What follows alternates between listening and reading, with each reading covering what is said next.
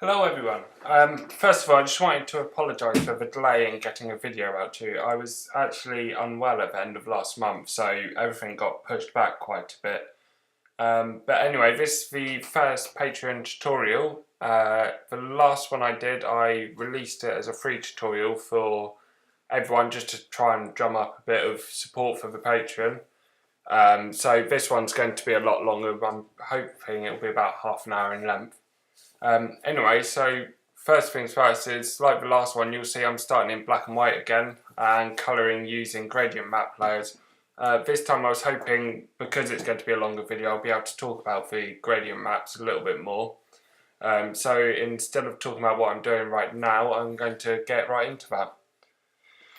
So if you didn't know, the gradient map I'm talking about is a adjustment layer. You can find it at the bottom of the layers panel. It's the circle that is black and white halves. You click on there, scroll down to gradient map, and you'll be able to bring up the menu and go through there. A lot of the first ones I use to start bringing my colour palette are the ones that come with Photoshop. There's one called Copper, which I usually put down first. I really like the way it sort of changes my values slightly. I mean, it sort of washes out the values a little bit, but I find, for me personally, I go a little too contrasted with my values, and it can look a bit funny when I get into colour. So yeah, that sort of works for me. It sort of gives it a nice sienna tone as well, almost like underpainting in traditional artwork.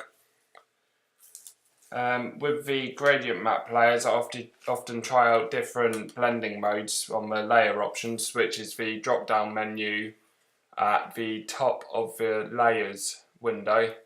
The ones I use most are soft light and hard light. And before doing this video, I didn't actually know what soft light or hard light actually did. I just knew that it changed my colours in a certain way that was sometimes desirable, sometimes not. So I've actually looked up what they do, and I thought I might tell you a little bit about that. So the soft light blending mode, it actually darkens or lightens the colour depending on the colour you put down.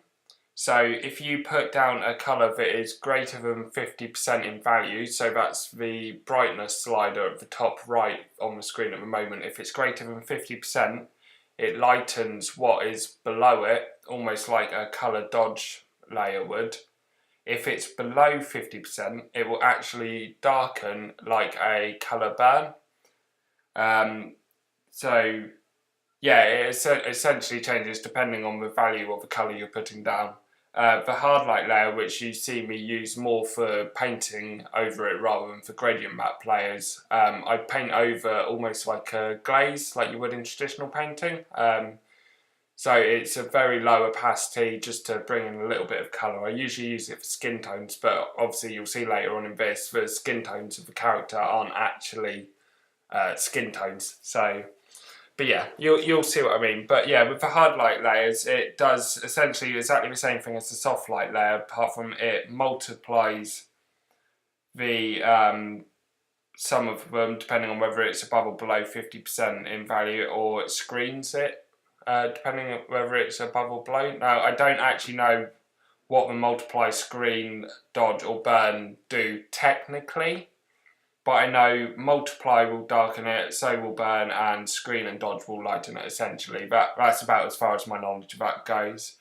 And I do once in a while use an overlay blending mode, which I don't do very often.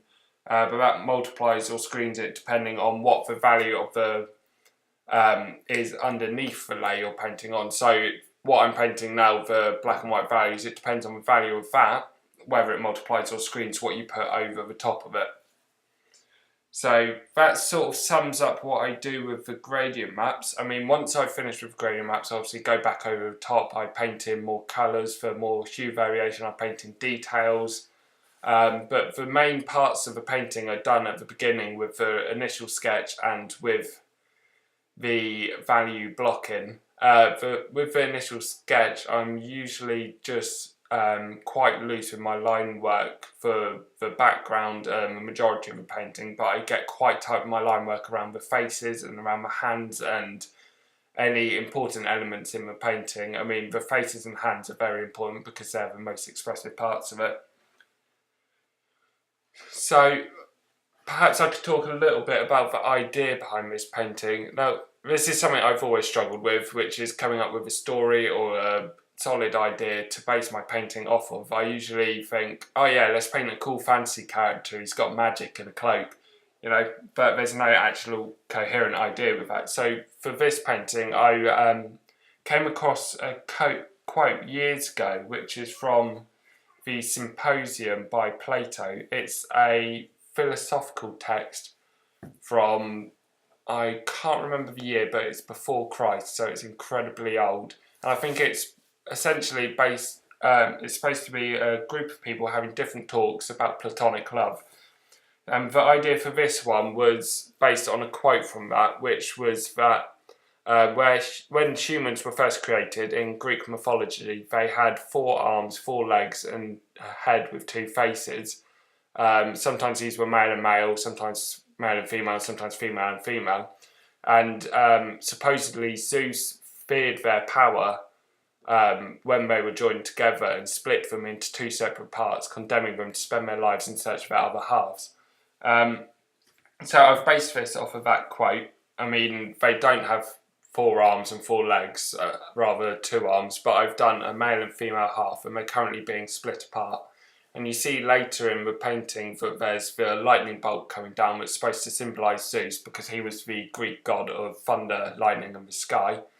There's the heart in the middle, that's supposed to symbolise their love for each other, etc. So yeah, that gives you an idea of what I was thinking when coming up with the idea for the painting. Something I quite often do is jot down ideas, make sort of sheets of paper full of keywords, etc., that sort of thing, and try and think of ways to incorporate them into a painting. Yeah, so as you can see, I'm still blocking in the values here, trying to work some of the things out. It took me quite a while to get the values right on this one, or it wasn't the values as such, it was more the composition. I mean, you can see I'm getting in clouds now, and I wanted the clouds to look a certain way, which was quite tricky, but I managed it in the end. That was the copper layer you saw me talking about. I mean, I spent quite a lot of time playing with the gradient maps this time, trying to work out the colour scheme. I had the idea of sort of a bluey turquoisey colour with some gold highlights. Yeah, so it took me quite a while to get that right. As you can see, I've put a lot of different colours into that gradient map to try and get each different part how I wanted it to look. At the end of this video, I didn't keep in all of the recording because the end parts were just me doing really fine details, and I found, to be honest, they're not the important parts of the video, and they're probably quite boring for you to see because there's very little actual change to the image once I get to that stage. So I don't know in future if we can get enough patrons into this thing and together to be able to start doing maybe a Q&A in the videos, or have people suggest, you know, what they'd like me to do, or even we can bring people on to chat with me as well, yeah, stuff like that. So if that's something you want to see in the future, you know, you can send me a message through Patreon. You can use the Patreon only email address, or just leave a comment on the post. And put, you know, that's something we can definitely do. I'd definitely be up for talking to some of you guys and seeing what you want. So I'm still messing about with colours here. I spent a good while doing this. So for some of my next videos, I was thinking of possibly not actually recording the painting stages, but going through in real time, breaking down the layers and talking to you about what my thought process was as I worked through doing those, rather than just the sped up video, because I find what I'm doing is trying to recall what I was thinking whilst I was doing the painting, and without being able to physically sit in front of me and break down the layers, it's quite difficult to do that. So at this point I've got my colours in how I want them pretty much. I'm just going over now with opaque paint and bringing out some of my details. You know, I don't always get all the highlights I want to see in my final painting when I've put in the gradient maps, so I then have to go over again and paint it in colours that I couldn't quite get right with the gradient maps. You'll see a figure pop up now and again. I've actually had a few people ask me about that and where I got it from, etc. So what I've been using is software which is called DAZ 3D. It's a free 3D modelling software that comes with posable figures that you can use as reference for your artwork. You can pretty much pose them however you want. There's a few items of clothing, some hair and different makeup options. There's not much unless you pay for more models and props to go with those models. But you can also set up lighting, and there's a render engine that's built into DAZ 3D. It's NVIDIA iRay's render software. I mean, it's not the best, but it gives me enough information that I need to be able to paint what I'm hoping to paint. I used to find I'd scroll through Google Images for hours trying to find the perfect pose, so this definitely speeds up my process, yeah. So I'm still working on the female half of the painting at the moment, just getting in all of those shadows and highlights exactly how I want them, and smoothing out some of the piece, just adding details and building out the form.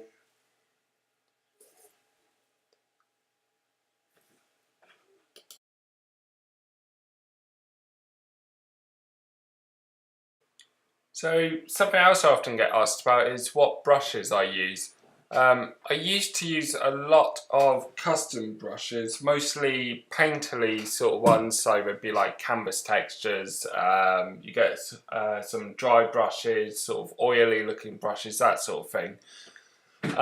Now I'm mostly using the standard Photoshop brushes, either soft round brush or hard round brush, or anywhere there in between, whether it's 50% hardness or, you know, whatever. Usually with my paintings I'll start with a soft round brush just to quickly throw in some values, work out where I want to group my values, etc. And then I'll go in with the cloud brush to do the clouds, etc., like you see me using now. And then I'll carry on using the round brush for everything else and building up through the hardness of it. Depending on what I'm painting it. I mean, if it's a woman's face, for example, like the right side of this character, then I'll be using it a bit softer than if I was doing a male's face. Yeah, it all depends on what I'm doing, but yeah, it's usually the standard round brush. I will once in a while use a custom brush. I mean, you can see I've got tons of brushes, but not very often. I usually stick with round brushes that come in Photoshop.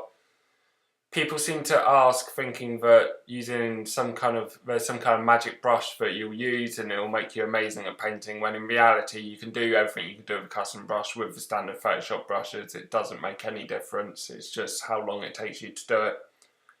I find the custom brushes can look very Photoshoppy and everyone will see it and straight away be like, yeah, you've used that brush, you know.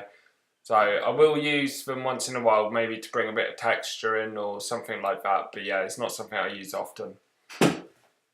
So going forwards with this, I'm just working with the clouds at the moment. I wanted to get, you know, these very nice rich gold colours to contrast against the greeny bluey colour of the sky and background, so they didn't come through too great on my clouds when using the gradient map adjustments.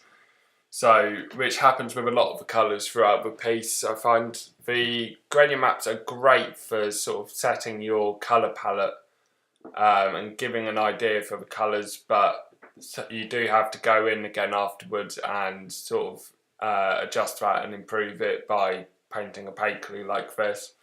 And you have to do that anyway, just to carry on detailing. I don't go into too much detail when I'm doing the black and white stage, because a lot of it does get repainted and it's just a waste of time if I'm having to constantly repaint the same thing. So yeah, for details, I'd say for this stage. So yeah, I'm still working in with those clouds, trying to work out the colours a bit. I wanted to add some sort of deeper red and brown colours as it moves through to the bluey colour. So I'm now working in some of those gold colours into the figures. I'm still working on the right side of this character at the moment, but you'll see me move across to the left side shortly.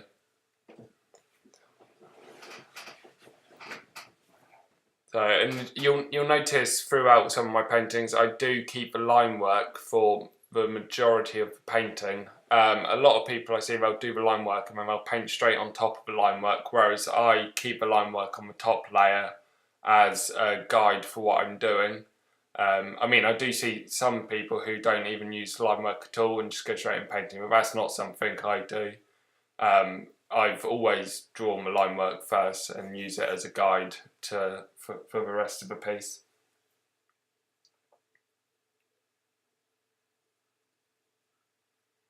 So I have in the past done the sort of colour blocking and values and stuff of the painting with the line work on top, and then gone and painted on top of the line work to remove it from the piece.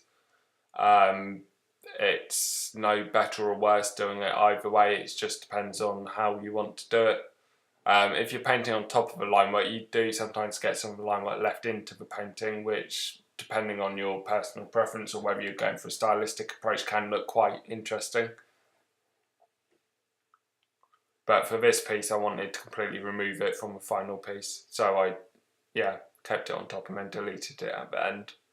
But if you go through the Photoshop document that you'll get as the Patreon reward, you'll be able to see all of my layers and how I turn them on and off. So now I'm just blocking in the main colour for the heart. I went for a red, which sort of really jumps out from the rest of the piece. It's the only real bit of red in the whole painting, so it really pops out. You can see the lower half of the character, and the floor or ground plane is still very rough.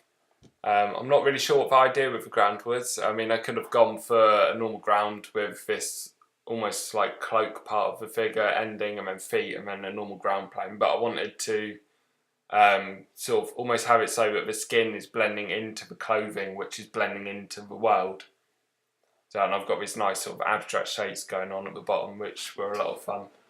I like to play around with abstractions and different shapes and just keep it a bit odd and strange, because it's a bit different.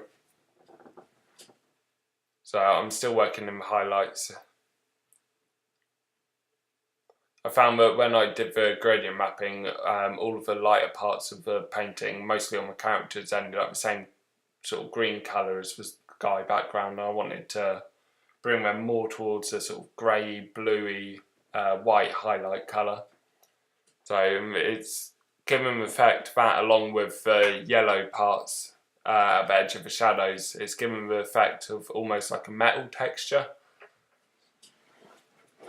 But again, this isn't necessarily meant to be average human, so I suppose I can get away with that. And now I've taken my male model that I made. So I made two models. I made them side by side and sort of moved them out from each other slightly, so that I could take both of them separately into Photoshop and use them as reference without them being attached to each other. So then I can take off the part of the model that I need. So at the moment I've cut his head off, poor him, so that I can have that sat next to what I'm painting and reference it as closely as possible. I'm not the best at 3D modelling at all.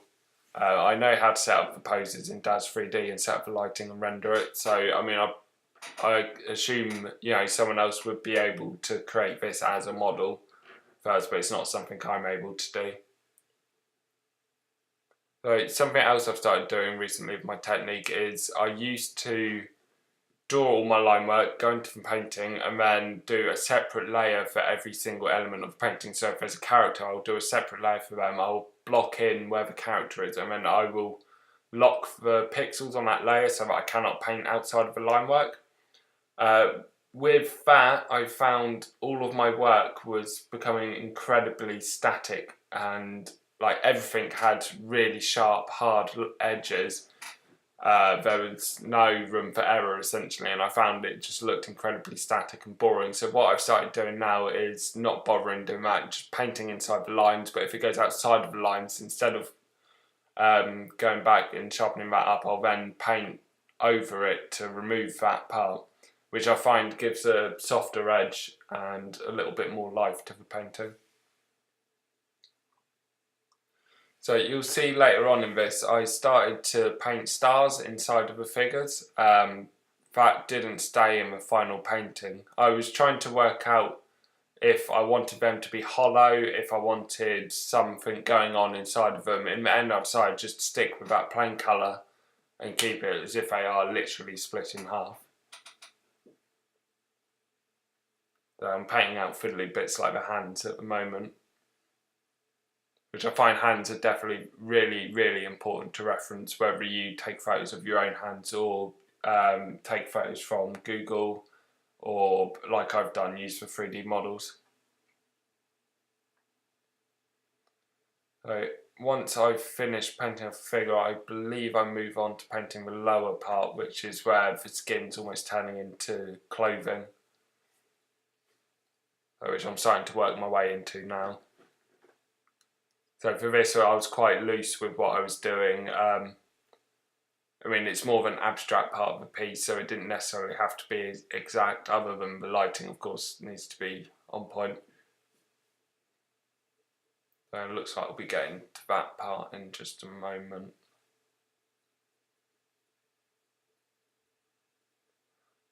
Other things I wanted to talk about is I was thinking at some point of doing another tier on the Patreon, which will be possibly a one-on-one chat with one of my patrons every month, where they will get the opportunity to talk about their art, or talk about my art, or ask me questions. I can ask them questions.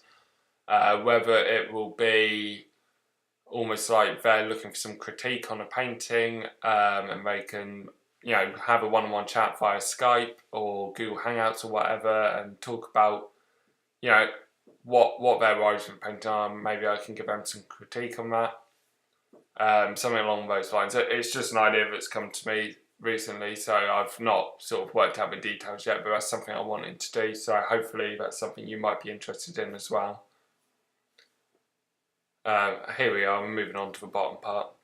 So I wanted to bring the bottom of the painting more into some of those blue colours, and have the ground look almost like folded fabric or waves, that sort of thing.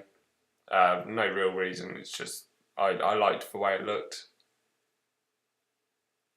Quite often with these pieces I go into it not knowing what the colour scheme is that I want. I sort of play around with the gradient maps until I find something that looks good, but then sometimes I do go into it with a colour scheme in mind, like this one, so I've very deliberately picked the colours in the gradient mapping stage to achieve the look that I wanted. So I will try and do something in the future where I'm just sort of going at it completely improvised and just pick colours at random and see how it looks. So you can see from here onwards I'm almost exclusively just using the hard round brush to carry on fiddling with the details and blocking in parts of it that needed sorting out. I'm pretty much just working on the details now and cleaning up parts of the piece. So obviously after the video ended I still went into further detail, but they were minute details so you wouldn't really see the difference in the final painting. Perhaps for one of the next tutorials I could do something on DAZ 3D and how I implement that into Photoshop. So yeah, I could do a video of setting up a model, how I set up the lighting, sort out the posing, and then begin the rendering phase. Obviously I won't record the whole rendering phase because it does take a good hour or two to render. Then I can show you that in Photoshop and essentially do a drawing study from that render. Perhaps I could go into talking about how I come up with ideas for some of the clothing that my characters wear, you know, some of the other parts that go along with that. You know, I thought that could be something interesting to you guys. So especially with Dad's 3D, because I do get a lot of people asking me about that, and it's such a powerful resource, and it's completely free as well. I mean, of course, unless you want to get some of the more intricate models that they offer. So I'm still working on the ground at the moment on this piece, just making sure I get my lighting all in the right places, and bringing out some of the colours, bringing some of the yellow into the ground there. So I was trying to make the transitions between the different shades and colours and values pretty smooth on this part, because it's quite a flowing design, so I want it to flow really nicely and smoothly.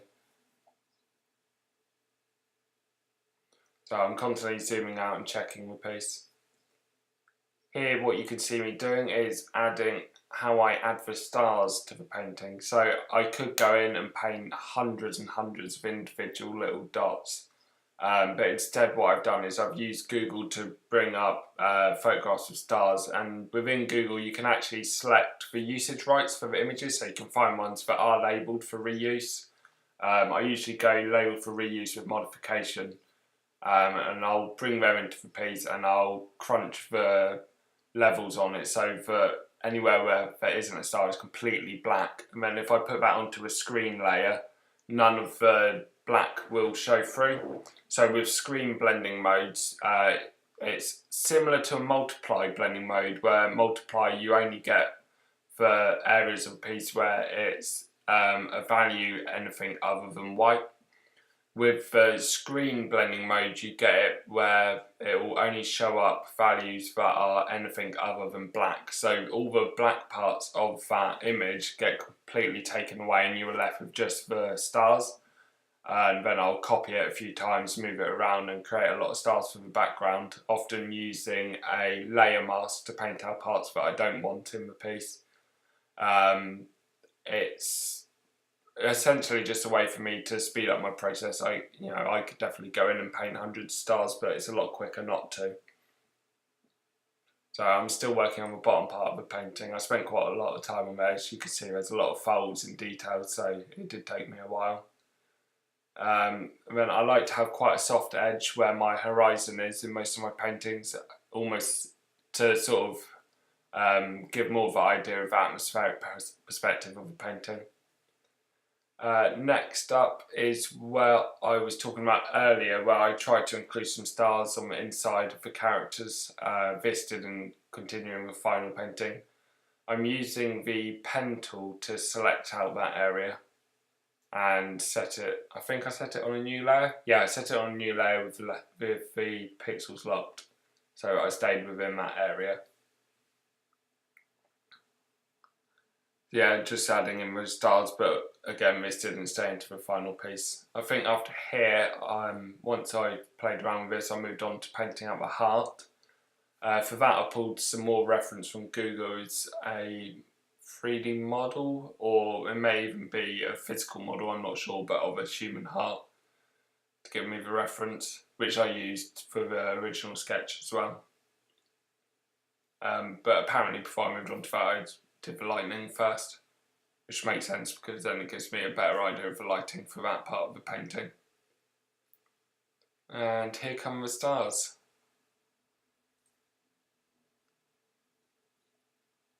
So you may have seen me done what I was talking about with crunching the levels and putting that on a screen layer mode. So and then just use Command J or Control J on a PC to copy that over and over and over again. So we're coming up to the end of the video now, and firstly I just want to say thank you ever so much for being a patron of mine. It helps me a massive amount and I appreciate it more than you know. The next thing I wanted to say, and I hate asking this, but if you like what I do and you find this helpful, sharing my Patreon on your social media or telling your friends about it, or talking about it to people and getting people involved, it is a massive help to me. Not only that, is the more people we have on my Patreon, the more stuff I'm able to do. I want to bring more physical rewards to my patrons. That's going to include things like first spots on limited edition prints, as I've already got postcard prints available. I want to bring other physical merchandise as well. Things I've been thinking about are enamel pins, that sort of thing. Other rewards I'm hopefully doing shortly is adding a discount code for each patron tier for my online shop, as well as hopefully doing what I spoke about earlier with the one-on-one critique, etc. So anyway, thank you ever so much for watching. I hope this has been helpful to you in some way, and we're going to bring some cool new tutorials in the future covering different subjects. Like I said, possibly DAZ 3D, possibly improvising with colours, that sort of thing. So yeah, keep a lookout for them, and I'll get them to you soon. Thank you again. Bye.